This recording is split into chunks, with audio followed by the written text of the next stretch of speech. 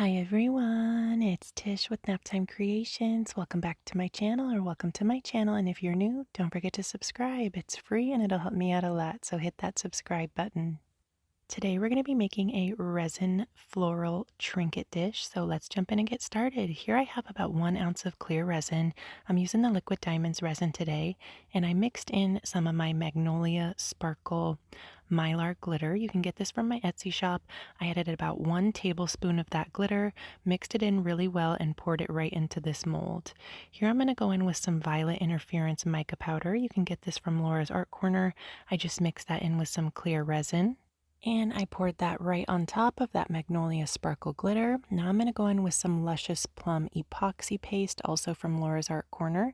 Just going to pour that right on top of that violet interference. And then I'm going to go in with some clear and just going to pour that right on top of my colors. We're going to be pouring this one in 2 layers.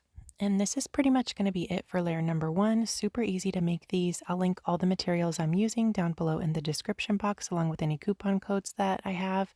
You can get the mold and all these micas from Laura's Art Corner.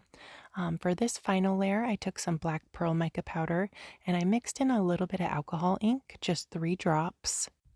And I added the alcohol ink just to kind of build up the color of that black, just pouring that right in on top of my first layer here, and it was almost full but not quite, so I'm going to add a little bit of clear, and that was just because I didn't mix up enough of the black. I thought I had enough.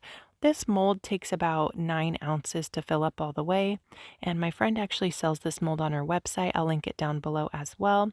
Just going to give that a little swirl, and that's going to be it. I'm going to let it dry overnight, then we'll be ready to demold it.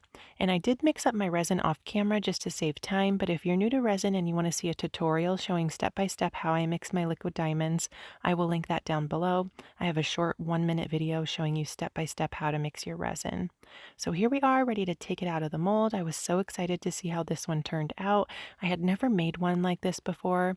I have made a few of these on my channel previously, and I usually use gold glitter, but I really love how this one turned out with the mylar glitter in there.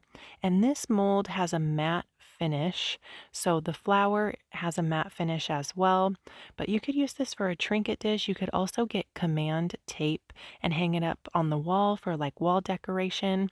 And if you wanted to give it a glossy finish, you could spray it with a few coats of Rust-Oleum Gloss Clear spray paint, and that'll give it a nice glossy finish. But let me know what you guys think down in the comments. I appreciate you guys so much. Don't forget to subscribe to my YouTube channel, Naptime Creations.